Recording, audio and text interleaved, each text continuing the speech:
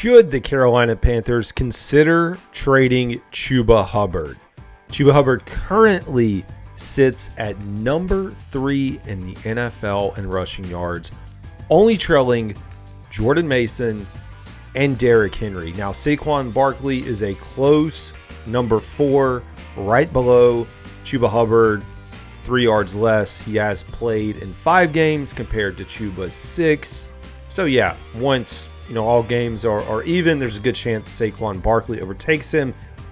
Doesn't really matter. You're talking about a top 5 running back. Chuba Hubbard was the number 126 overall pick in the 2021 NFL Draft, a 4th round pick if you are counting at home. The Canadian running back out of Oklahoma State has had an up and down career, all with the Carolina Panthers. In 2021, he amounted 612 rushing yards on 172 attempts. In 2022, you thought his production would increase, but it fell down. 466 yards on 95 attempts. In 2023, it was close to a breakout. The Panthers brought in Miles Sanders. Miles Sanders took some of his reps. Miles Sanders was RB1 to start. Chuba came in and took over and won the job. And now heading into 2024 is RB1. But in 23, he had 902 rushing yards on 238 attempts. And then now currently 485 rushing yards on 86 rush attempts. Quite a significant increase in production. And this year we're really seeing Chuba Hubbard thrive in the Dave Canales offense. Now, it's the Dave Canales offense that he's talked about wanting to run the ball and be successful running the ball. We get into the season, he's kind of diverted away from that.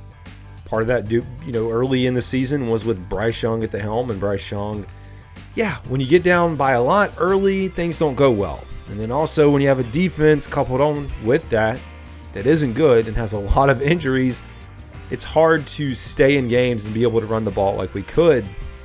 But Chuba on pace for over 1,300 rushing yards, which is insane.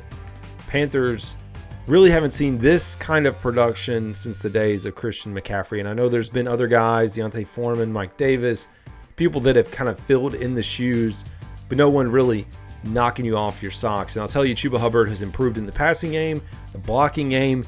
He is a complete running back. And so now there are a lot of questions around the league as the Panthers continue to crumble. They sit here now at 1-5 through 6 weeks, getting close to the trade deadline, which is a few weeks away. And people are wondering, with Jonathan Brooks sitting right behind, should the Panthers go ahead and move him? And so for me, I'm going to give you both sides. Do I think they should move him? Personally, no.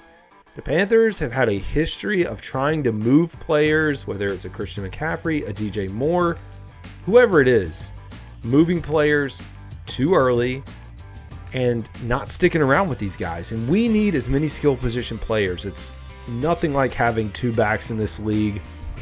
And I also think a lot of people who are saying Jonathan Brooks is going to be just as good or better, maybe. We don't know how long it's going to take this guy to kind of hit the ground running. We're talking about coming up on 1 year since he tore his ACL. There is no guarantee that he is going to hit the ground running. There's no guarantee that he's going to stay healthy, that he's going to be ready. I would be more in favor of Jonathan Brooks on a rookie contract and Chuba Hubbard with 7, 8, 9 million, whatever it is. Like, personally, take the money that you were going to pay Miles Sanders, figure out a way to get Miles Sanders out of here, and give that money to Chuba Hubbard.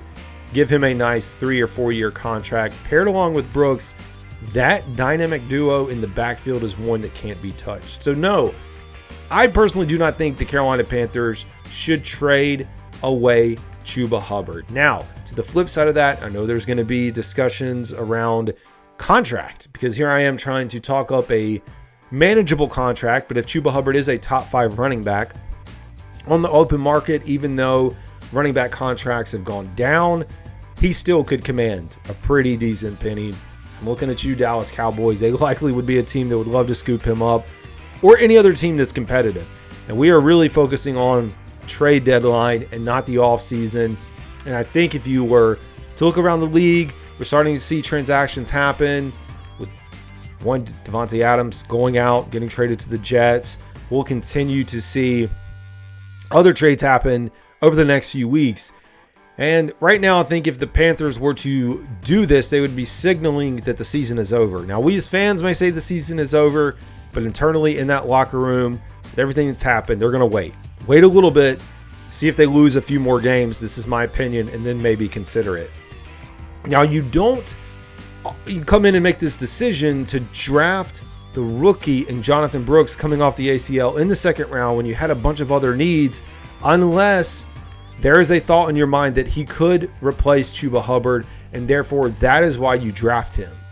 So we can talk all about a 1-2 punch, but in the back of our minds, Dan Morgan, Dave Canales, Brant Tillis, everyone here might have said, well, Chuba's good. We like what we can get out of him. We expect him to excel this year, but we also think our scheme is really nice. That, hey, we're going to take our chances with this guy on the rookie contract, have him paired alongside, of course, at the time, Bryce Young, but whoever now, and build off of that. The contract itself, though, is another loophole because the Panthers right now are sitting at around $40 million in cap space heading into the offseason. So you have to factor that in. You also have to factor off of, hey, well, if we aren't going to bring him back and he does walk, at the very least you would get something right now versus letting him walk at the end of the season.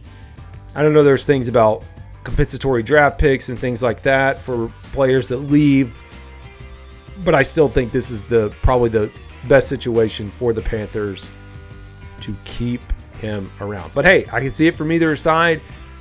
It's hard for me to be talked into doing it this way. The other, I guess, argument for wanting to move him is, hey, we really have a lot of needs on the defensive side of the ball, and the money that we need to spend this offseason coming up, and we're going to be thinking about that, is going to be on defense versus offense, and let's take Jonathan Brooks. So anyways, that's my opinion, just the way I see it. Would love to know what y'all think. As always, this is CD. Y'all have a good one.